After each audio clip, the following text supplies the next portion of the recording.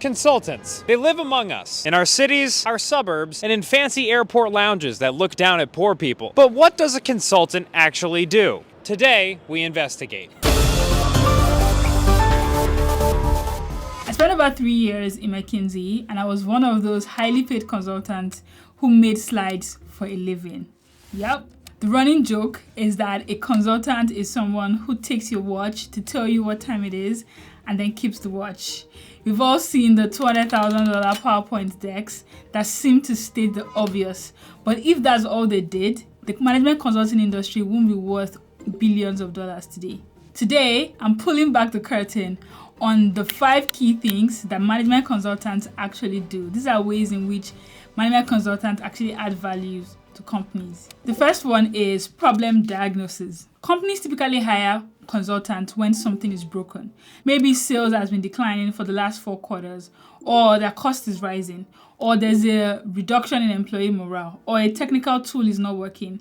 But here's the thing, what our clients think is the problem or think is broken is typically not the issue at all.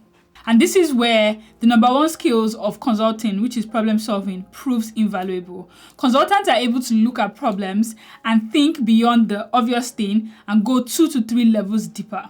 We call this second or third order analysis. To the CEO of a company, the company is losing clients. But the real problem could be that there's a cultural issue within the company itself. Or the real problem could be that there's a breakdown in the marketing message of the company. Consultants don't just fix the symptom, which in this case is losing clients. They start by finding the root cause and then fixing the root cause. Because when you fix the root cause, most times the symptoms will take care of itself. Now you may wonder, why can't a company just do that themselves? And that is true if they wanted to. But the reason why many companies can't do this themselves and the advantage that consultants bring in is that even though a company has an issue, it has to continue operating.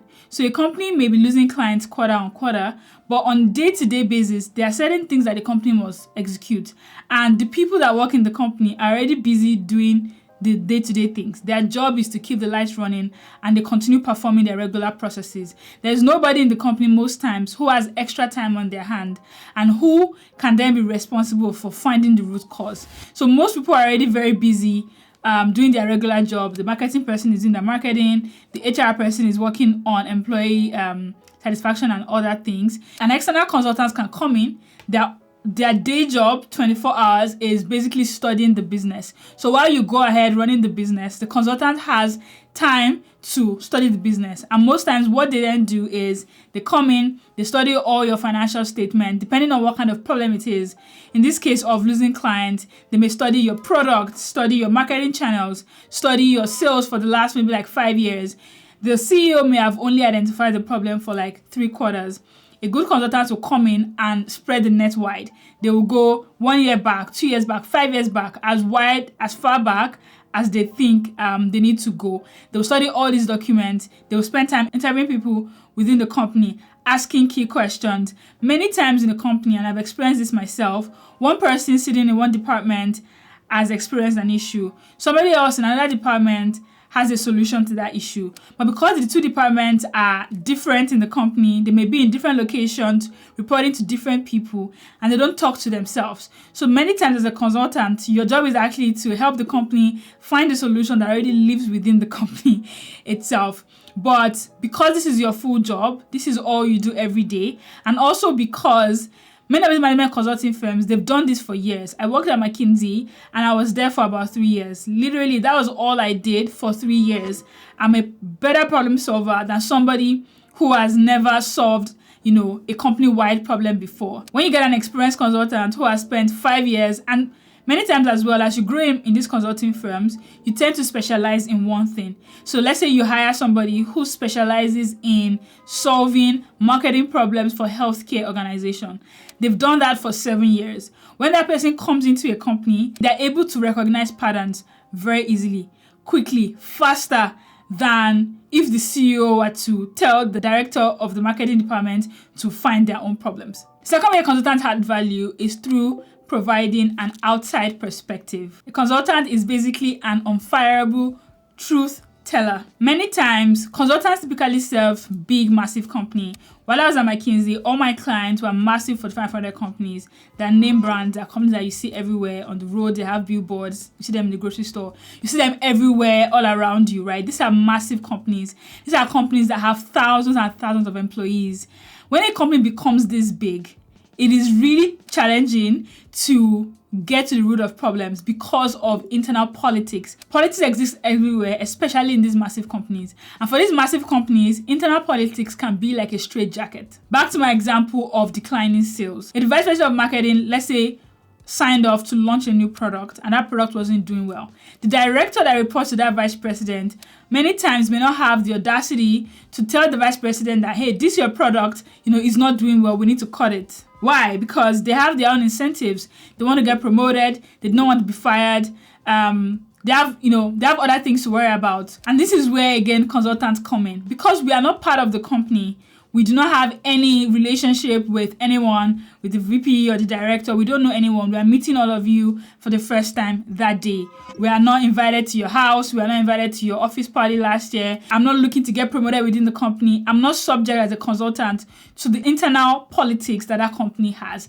I'm not worried about hierarchy or getting fired or getting on the bad side of anyone. And this allows me to be very objective in my analysis and my recommendation. Taking a step back, actually, many consultants, especially management consultants like I was, we are typically hired by the C-suite. We're hired by the CEO, the CFO, the COO, things like that. These guys are there are many levels removed for what is actually happening within the business. I was on a particular project where the C-suite of the company was sitting in a particular state, and the department that we were analyzing was sitting in another state, many miles away from the headquarters where the C-suite was located. But we're hired by the C-suite to figure out what is going on. And many times the CEO or the CFO that hired us, they want to know the truth. They want to know what is actually happening. But it's very tough to get somebody that reports to somebody else to rat out, their boss or their colleague, because there are so many webs of loyalties. People that have worked with these companies.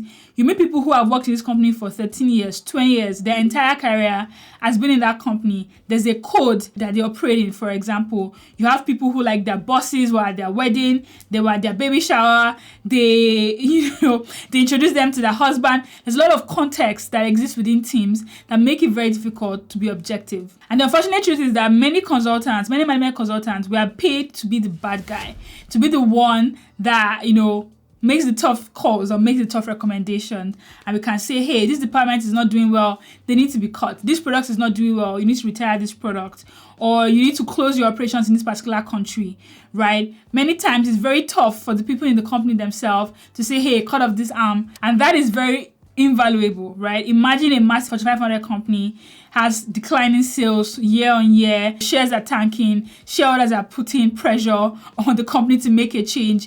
You need somebody who can be emotionally detached, actually, and say, hey, here are the issues. The third way that consultants add value is through rented brain power. You can call it like high octane labor. Most corporate teams are already underwater. Everybody's working hard. People are working late, just doing their regular day job. Nobody has an extra 5 to 10 hours a week or 20 hours a week to devote to a special project. And the type of projects that consultants typically do are what you would call a special project. The company wants to expand into this, or the company is looking for opportunity to grow its EBITDA in 2 years, or the company has a problem and it needs to solve it. These are not problems or projects that are within anyone's job description. And so for someone that is already working hard to the fullest of their capacity, doing their day job, there's no room, no bandwidth to engage on this special project. And so to the CEO or the CFO who hires a management consultant, that team, that person is rented labor or extra capacity for the organization. And the great thing about consultants is that we are people who specialize in the grind. Most consulting projects are typically like 6 weeks, 6 to 8 weeks, right? And in 6 to 8 weeks, we're expected to solve problems that will transcend years, because that's their only job. That project is the only thing that they do.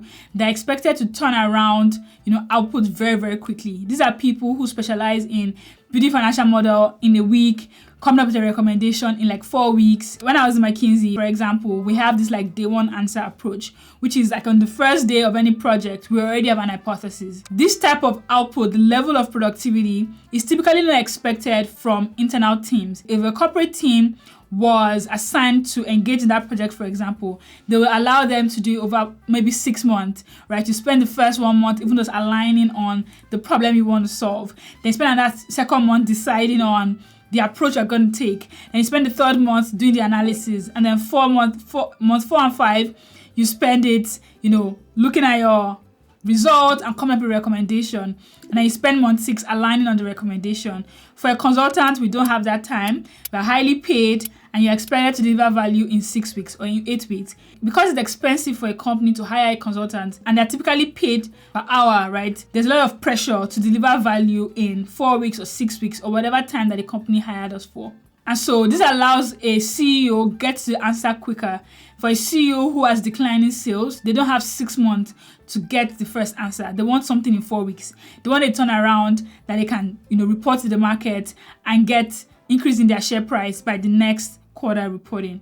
And this is the value that consultants deliver. The fourth value that consultants deliver is what I call accountability insurance, aka the cover for the recommendation. This is something that many consultants, myself included, we really don't like it when people say that this is the value that we provide because it touches a cynical take, but it actually provides massive value to the CEO or whoever hires us. Why is this? This is because big decisions are typically risky. If a company decides to pivot from a product and launch a new type of product, if they are wrong, they'll get fired, the share of the company will tank. But if they hired a management consulting firm and the firm recommended them to launch a new product, if the product doesn't work, if it fails, they can easily blame the firm and say, hey, this firm recommended that we do blah. And if they blame the firm, people will be upset, but like, okay, that's fine. It wasn't really your decision making. It wasn't really you. The firm led you astray. And the CEO can say, hey, we followed the best industry standard advice available to us. I've had a few projects like that where when we came in, we could clearly see that, we're not really hired because the problem was difficult. The solution is obvious to everyone. But many times the CEO just wants, a third party to put a stamp of approval on the recommendation. Typically this happens when you have a new CEO, right? Somebody else got promoted to CEO. They're trying to be very careful. They don't want to upset the board. They're also looking for credibility, right? They want people to respect and trust them. What they do, they hire a big fancy management consulting firm to help them conduct a growth strategy. What does that do? By hiring that firm, number one, they're communicating to their board that they take care making decisions. They want the best recommendation possible. And when the recommendation eventually comes out and they present it to their board or to the company, the presence or the name of whatever firm that they hired helps to add additional credibility to the recommendation. So this is a way of de-risking their decision making through the prestige of those companies and also providing social proof. If you say that, according to this big consulting firm, we should launch an AI product in the next 3 months. Oh, wow. If this big consulting firm that has helped all these other companies make good decisions, if that company recommended this, then definitely is the right way to go. So this value is unspoken about, is intangible, but it exists. It exists and is one of the main reasons why the C-suite continues to hire management consulting firms. The last way that consultants add value is by facilitating change. As I mentioned earlier, the typical clients of consulting firms are typically like big corporate firms that have existed for many years. And one of the downsides of big, massive companies is that it's very tough to change. You have employees who have worked in this company for decades. They are entrenched in their way of operating. They've been doing something the same way for the last 20 years. It's very, very difficult for them to change their way of doing things and just start doing something, differently all of a sudden. For example, we're now in the AI wave. It's going to be very, very challenging for like old, those old, massive OG companies to all of a sudden embrace AI and start using AI in the way they execute their business. And this is where consultants come in. And I discussed this in my video about things I wish I knew before I joined consulting. And it is that consultants are almost desensitized to change because we are always changing. As a consultant, for example, I can spend in January of any year, let's say January, I'm on a growth strategy for a pharma company. In March, I could be on a cost-cutting endeavor for a tech company.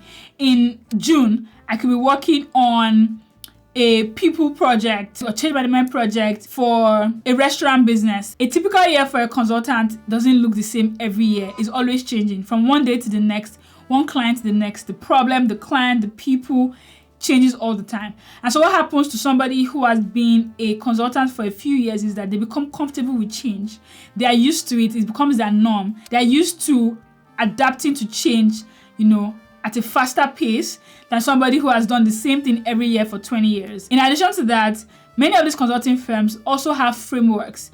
Because they have years of helping companies change and adapt to change, they've developed frameworks to make change faster, easier, and more efficient. And so when a company is going through change, consultants can bring project management rigor and the emotional distance required to navigate the messy middle of trying to change a big old corporate organization. And I've been in the middle of this. I was on a massive change project for a client where the client was literally changing a lot of things, a lot of their internal processes, and it's very messy. It involves things like defining what you need to change, identifying the stakeholders that are going to change, mapping out new processes, mapping out new workflows, educating the organization. So these are like the frontline workers on what is changing, producing documents like change management documents, questionnaires. In one example, we actually had to build an internal site on the company's intranet that had information about things that change, resources, who to ask, and we had to identify change agents or change champions within the company and train them on how to talk about the change, embody the change, things like that. Yeah, so again, this is something that many of these roles that we play do not belong to somebody. There's no one person hired in the firm to be like the change agent or the change management person. And the reason why firms typically don't hire for these roles is you only need them for like a short period of time. So if you hired a full employee whose job was change management, what happens when you're done with the change process? Do you fire them? You probably can't do that. And yeah, that's another value that consultants add. So I focus basically on like the value they add. In terms of like the day-to-day, consultants do what every corporate employee does.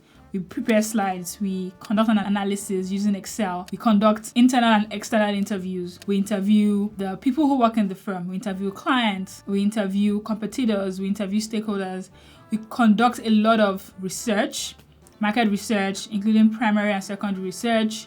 What do we do? Honestly, we do a lot of things depending on the project. I've been on a project where part of our task was brainstorming. We were helping the company come up with a name. It was a new company that was starting, and we needed to come up with the name that the company would be called. And so we spent time as a team brainstorming different names, brainstorming the brand identity. One time on that project as well, we also helped with like product testing. We literally were in New York. We were on the street of New York. We had the idea on an iPad, and we were stopping people on the street and saying, hey, do you want to try this new product? I'm not joking. Do you want to try this new product and tell us what you think? It was part of the research that we were conducting. So those are the broad like legs of actual things that we do. But in terms of the value that it translates, I think the 5 buckets fully covered it.